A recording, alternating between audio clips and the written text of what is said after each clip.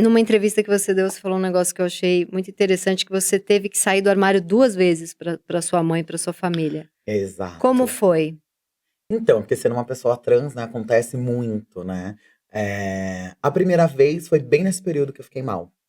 Eu lembro que foi ali 2016, Ela perguntou se e você era gay. aí exato, e aí eu falei que sim, então foi caótico, que era o aniversário dela no dia Não, e seguinte, tem uma então eu não história queria brigar muito com boa, ela. que você não respondeu, saiu, só que você viu que te esqueceu a chave. Aí você voltou, é muito ato falho. Exatamente! Muito, Muito. muito. Porque ela perguntou, estava indo pra parada, né, e aí era pra parada era de Eu 2016, porque ia vir amo, ela indo pra Sense8. parada, mãe: "No caso, você é gay?" Exato, daí eu falei: "Ué, sim", e saí, daí na verdade eu não tinha respondido, Você só eu olhou não respondi, olhei misteriosamente, você pra fez a ela, misteriosa. não respondi Você ainda não tinha e saí de transicionado. casa. Não tinha transicionado.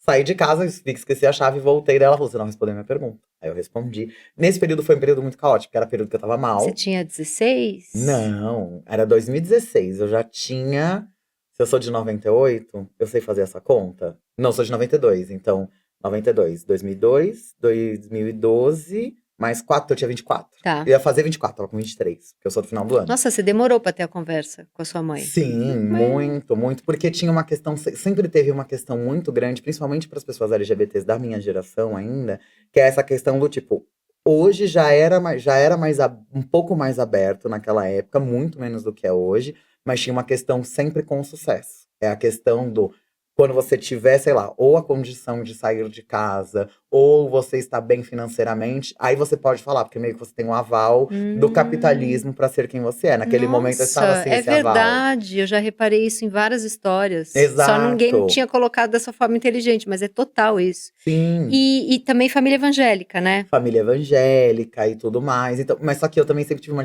diferença dos meus amigos, que era, eu sempre falava assim. Eu sempre na verdade é um conceito que não é que eu falo isso, eu acho que se a gente parar pra observar na vida, a gente sempre faz isso.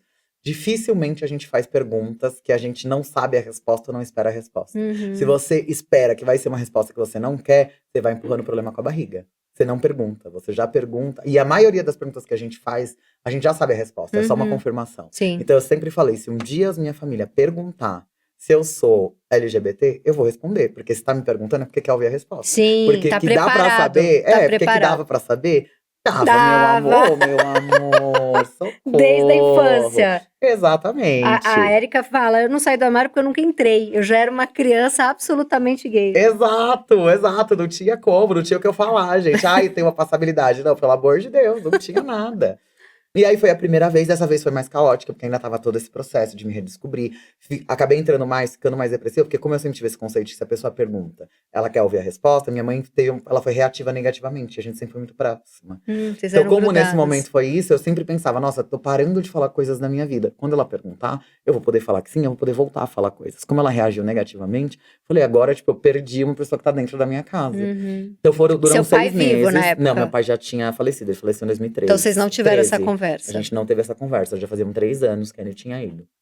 E aí, tanto que uma das coisas que mais me machucou foi isso, ela falou: "Você sabe que se seu pai tivesse vivo, ele não ia gostar". Daí eu: "Oh my Mentira, seu gosh". pai super sabia. Porém eu também sim. E porém, também nesse mesma momento, ela fez uma pergunta que mudou muito a minha vida e que até hoje eu me faço, que ela pergunta: "Mas o que que você quer ser da vida?". E na hora eu não tinha essa resposta. Tipo, o que que vai ser feliz? Ela falou: "Nossa, que triste, uma pessoa que não tem objetivo, que não tem nada".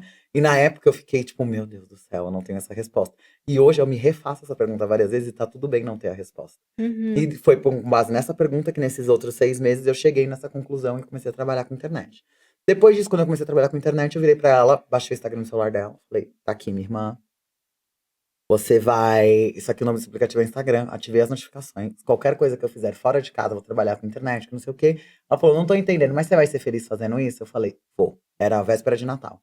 Ela falou: "Então vai minha filha, 25, 25, vai". 26 anos. É, já. Tá, Foi no final do outro ano, uns 24, assim, tá. 24, 24, 25. Aí ela falou: "Show, vambora, vamos viver". E aí Você tem eu 32? vou fazer 32 no final do ano, que eu Tá. faço em novembro, eu tô com 31. Aí ela fui vivendo a minha vida e com base em todos os meus recortes, o recorte maior sempre foi o recorte da questão da gordofobia. E libertando o meu corpo gordo, eu fui libertando o meu corpo como um todo. E aí sim eu consegui me entender ainda mais, eu sempre fui uma pessoa trans. Mas a questão era que sempre parecia que tinha um gatilho lá no fundo que era, nossa, mas você já tem tanta coisa. Tudo bem que você segura bem, você segura a sua marimba. Mas assim, ser trans vai ser babado, É muita né? coisa. É muita coisa. Aí eu não sei se você tanca. E libertando meu corpo gordo, eu já tava assim, não, gente, não dá. Não Agora é que eu isso, eu não libertei, vou sinto, libertar tudo. vou libertar tudo. Então eu ia, só que aí eu acho que na cabeça dela era sempre uma coisa tipo assim, eu vejo no Instagram ela vestida de mulher quando tá no rolê, mas dentro de casa não. Então deve ser essa coisa de drag, uma coisa Tá assim. brincando. Tá brincando. E aí cheguei no final ali de 2018, sentei com ela e com minha irmã num restaurante, fomos nós três, e eu falei: olha, eu sou uma pessoa trans. Eu sou uma pessoa trans bigênero. Então eu sou homem e mulher ao mesmo tempo, o tempo todo, independente da imagem social que eu apresente. A imagem social que eu apresento é mais feminina e tudo mais. Eu gosto de pronomes femininos, mas é isso. Mas ela perguntou: posso te chamar ainda no masculino? Eu falei: pode. Mas foi uma indulgência que eu dei para ela sua mãe. naquele momento. Só que aí ela falava, eu não quero ver coisas que eu não quero ver, que não sei o quê. Naquele momento, ainda pra mim, era ok, por exemplo, ter a minha transtravestilidade expressa fora do ambiente de casa.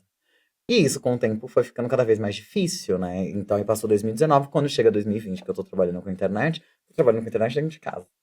Então, tipo, não tem como isso não aparecer. Morando com ela, não? Morando com ela, morava com ela. Então, isso fez, e eu senti que ela teve uma certa receptividade, né? E aí, só que aí ela já tava convivendo com isso. É nesse momento que você começa a... Porque em que momento foi só se vestia de mulher pra festa e começou a se vestir todos os dias? Em que momento foi? Nesse momento que eu tô em casa. Em casa, que eu tô tá. na pandemia, que eu estou dentro de casa.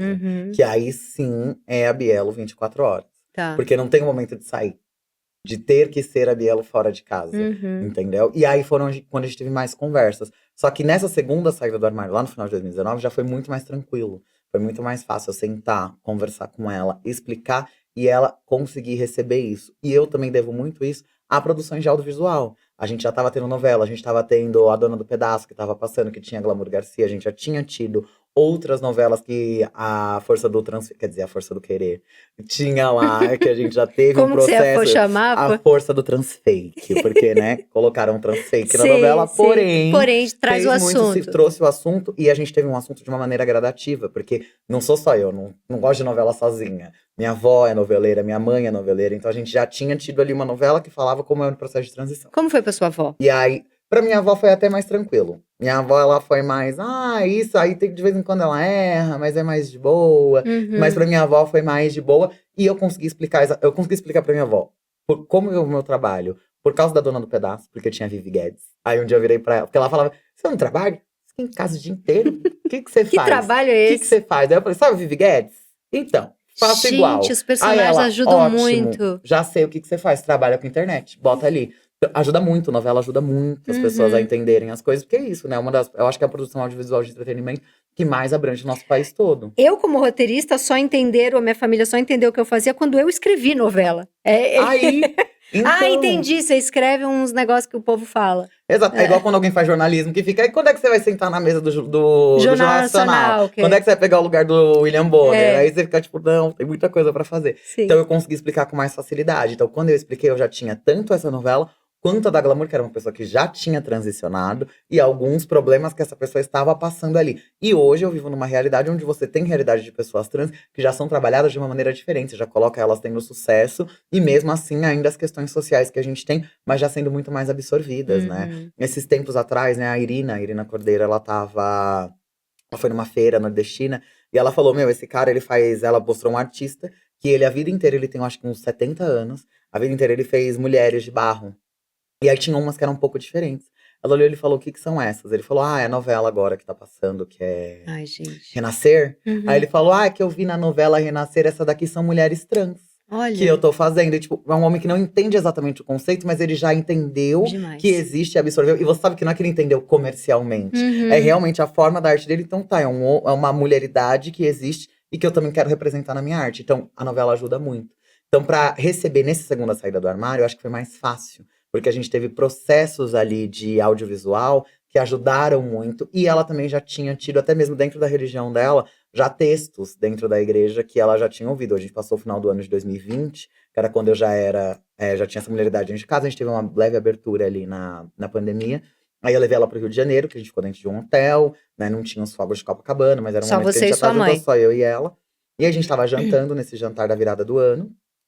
E aí ela me falou uma coisa que pra mim me tocou muito. Que ela falou, uma das coisas que me fez te aceitar foi continuar indo na igreja. Que é um lugar que sempre me repeliu muito. Que foi o que fez ela ter a primeira reação, a primeira saída do armário. Porque teve um pastor que falou? Porque teve um pastor que falou pra ela, tipo, que não falou pra ela, né? Tava na reunião, ela falou, nem sei o que deu na cabeça dele. Mas aí ele começou a falar, mas vocês que tem pessoas LGBT dentro de casa, vocês têm que amar.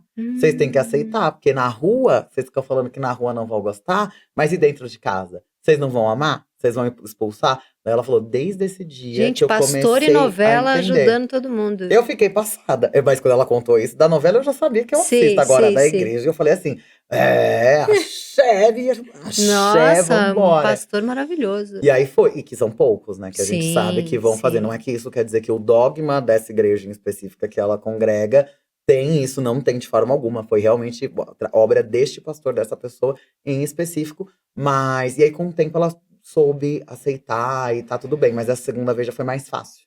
Porque ela já tinha outras referências, ela já entendeu. E aquela referência capitalista do sucesso já existia. Porque quando eu contei, eu ainda não tinha sucesso. Era numa época que eu tinha saído de gerente de uma agência de turismo. Ela estava pagando meu cartão de crédito, que era R$600, que era o que eu tinha pra viver um mês. E era ainda em busca do sonho. Porque eu só fui fazer uma publi razoável uns 3 meses depois. E mesmo assim ela tava lá. Não, você quer fazer isso? Tá aqui. Vambora. Entendi. E aí contando. Então foi muito bom, sabe? Foi bom a segunda vez. A primeira foi traumática. E a segunda foi ótima. Uau!